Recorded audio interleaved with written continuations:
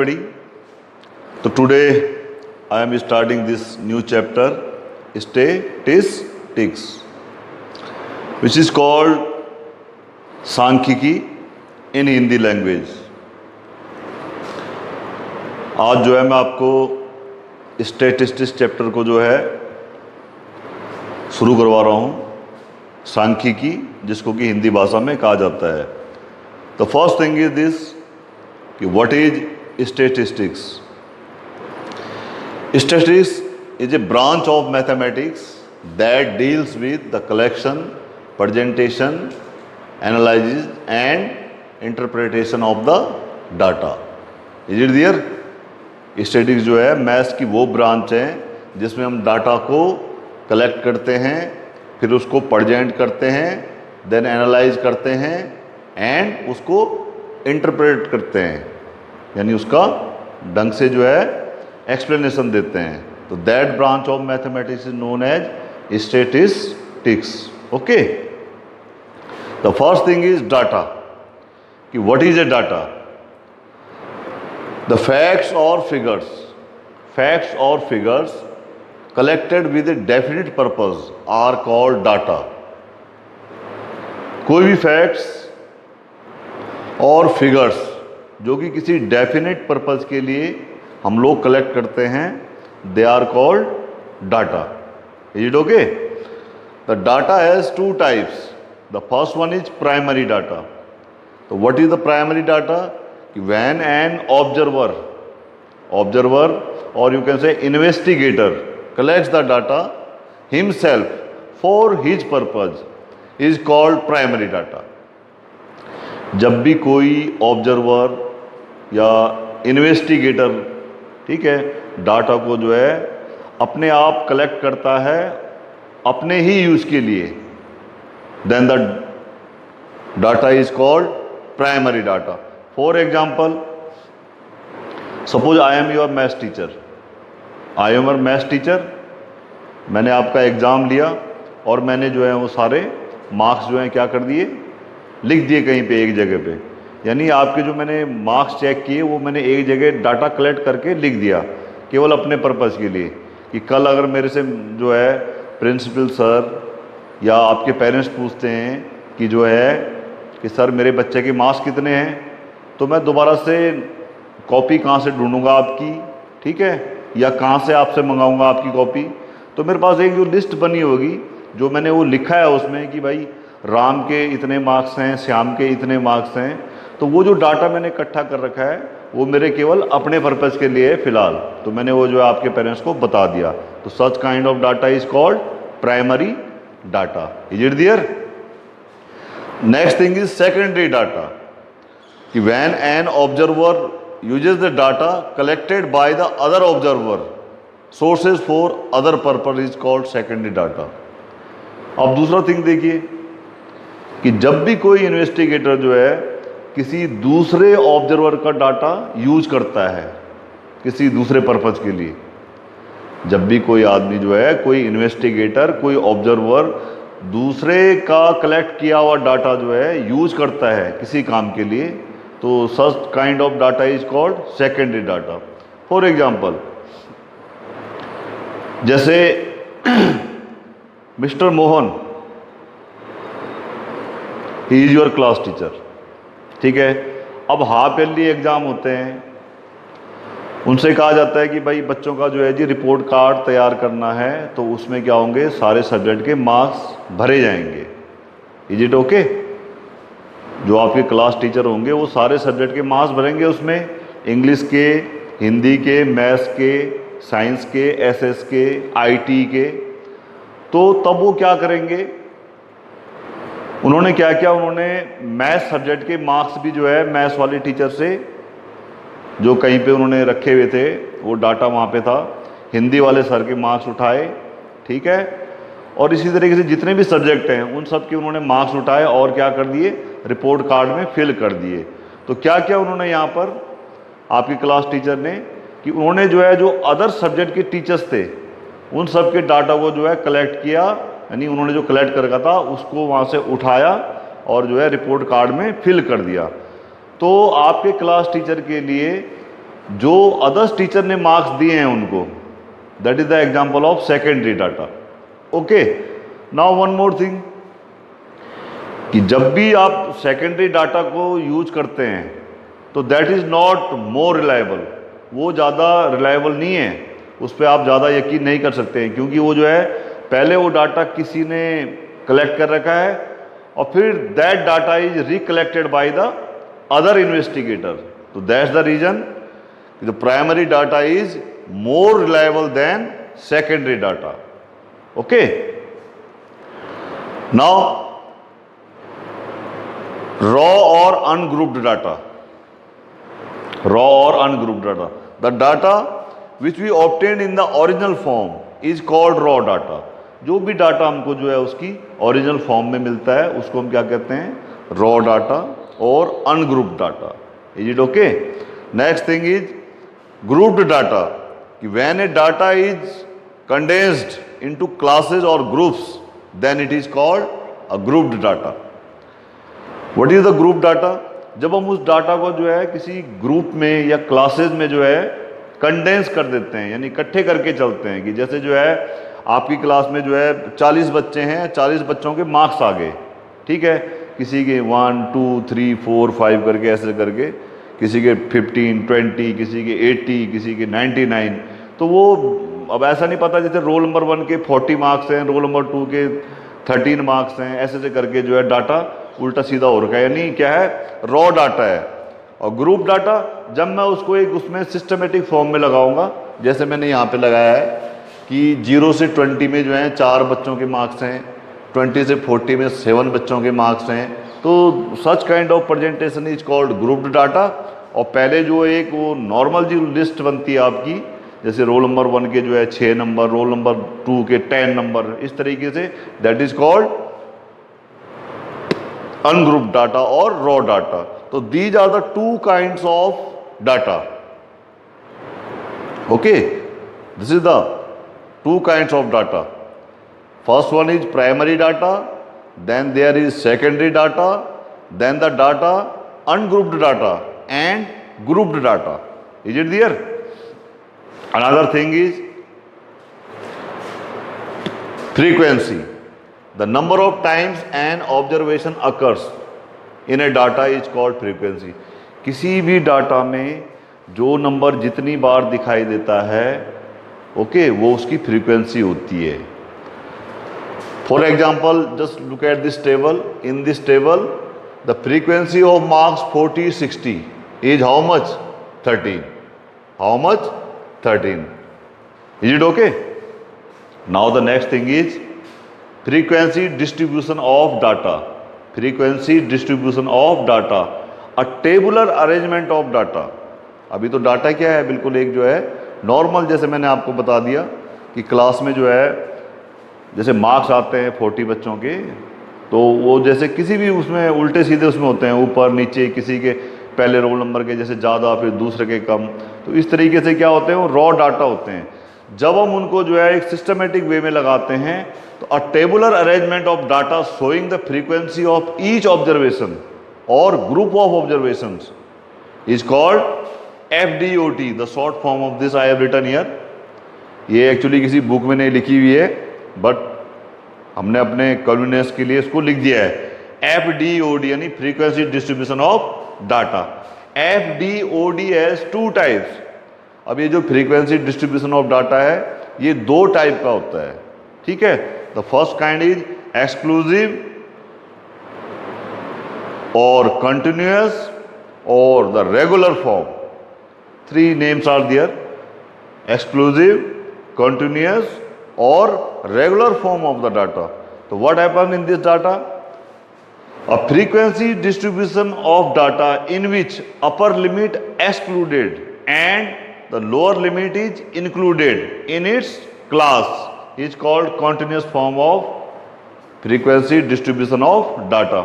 एक ऐसा frequency distribution जिसमें हम क्या है, अपर लिमिट को एक्सक्लूड करते हैं, यानी उसको हम छोड़ देते हैं, and lower limit is included, और लोअर लिमिट को हम इंक्लूड करते हैं इन इट्स क्लास। हम उसकी जो क्लास बनाई होती है उसमें क्या है, लोअर लिमिट को तो इंक्लूड करते हैं यानी उसको हम शामिल कर लेते हैं, and the upper limit is excluded, और जो अपर लिमिट होती है उसको हम क्या करते हैं, एक्सक्लूड कर देते हैं। For example this table is the example of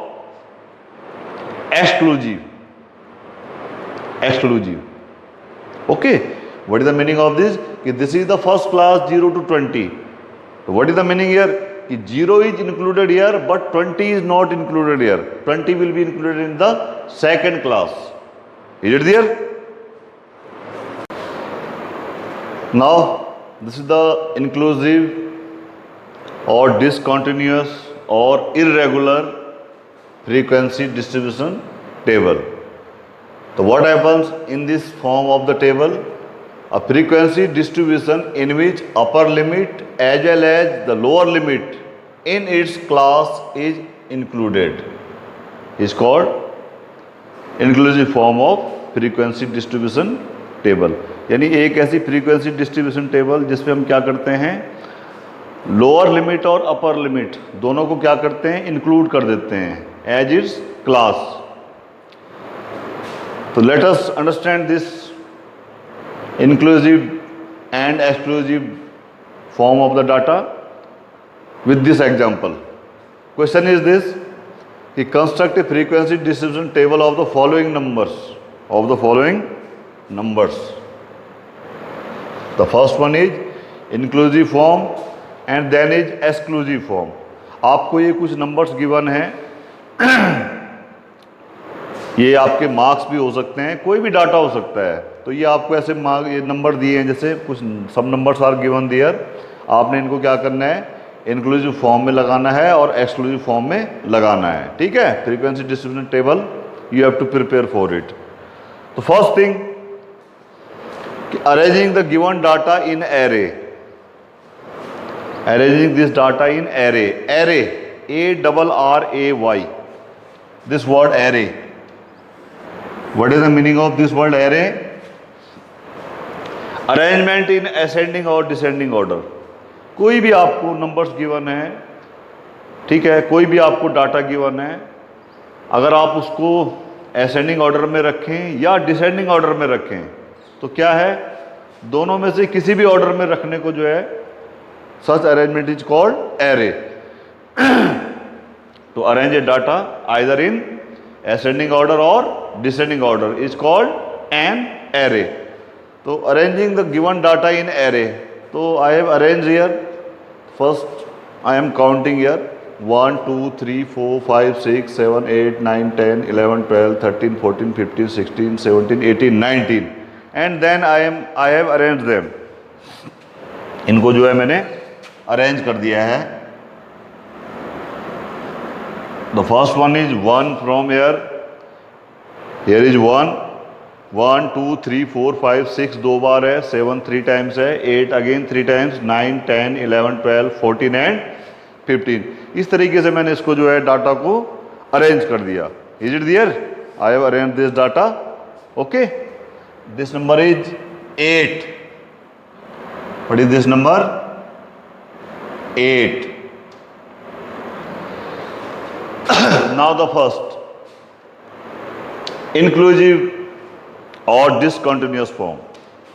तो इसमें एक तरफ मैंने लिख दिया क्लास इंटरवल, एक तरफ लिख दिया फ्रीक्वेंसी और एक तरफ लिख दिया मैंने टैली मार्क्स, और यहाँ से एक कॉलम बना दिया total. Now just look here, class interval 1 to 3, this is first class interval 1 to 3, 1 से लेके 3 तक। Inclusive form, we have to include both the numbers. This first number is called lower limit, this 3 is called upper limit. Okay, for any class interval, suppose you have any class interval for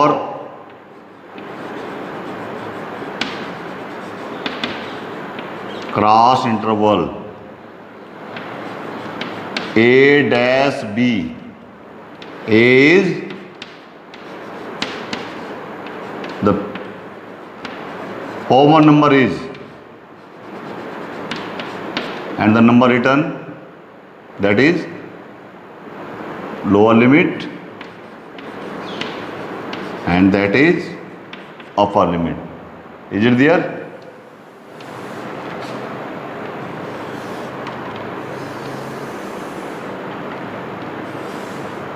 Suppose you are given any interval a dash b.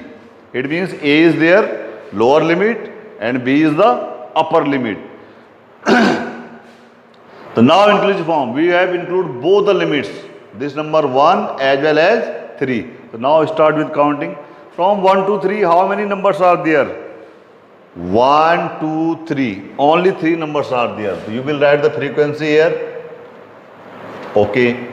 Or tally marks for these 3 lines. 4 to 6, how many numbers are there?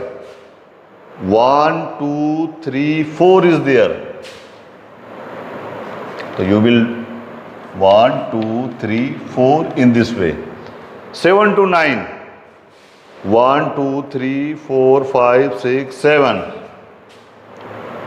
7 are in this way. 1, 2, 3, 4, 5, 6, 7. 10 to 12. 1, 2, 3. And tally marks 1, 2, 3. Next one 13 to 15. Only 14 and 15 are there. 2. Is it there? Now, just look at the total here. How many numbers are there?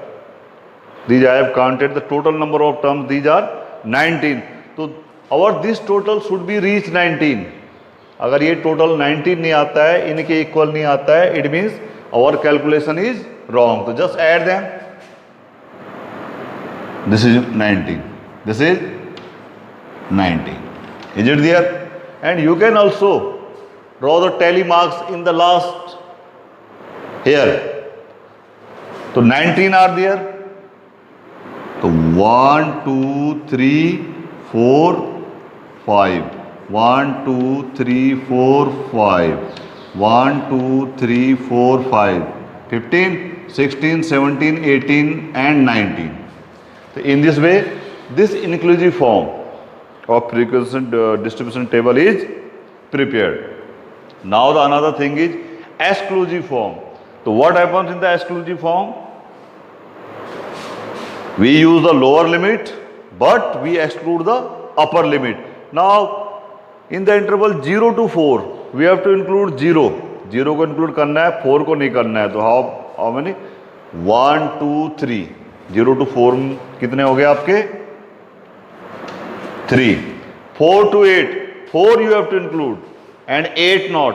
1, 2, 3, 4, 5, 6, 7. 7 is here. In 8 to 12, you have to include 8. So 1, 2, 3, 4, 5, 6. 12 include नहीं करना है. And the last 12 to 16, 12 include करना है. 1, 2, 3. Again same thing. How many numbers were there? 19. So this total should be 19. So is it okay?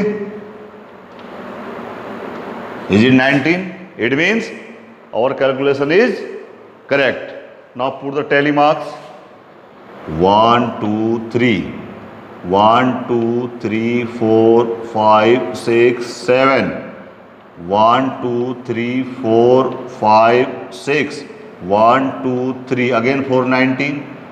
1, 2, 3, 4, 5, 6, 7, 8, 9, 10, 11, 12, 13, 14, 15, 16, 17, 18, 19.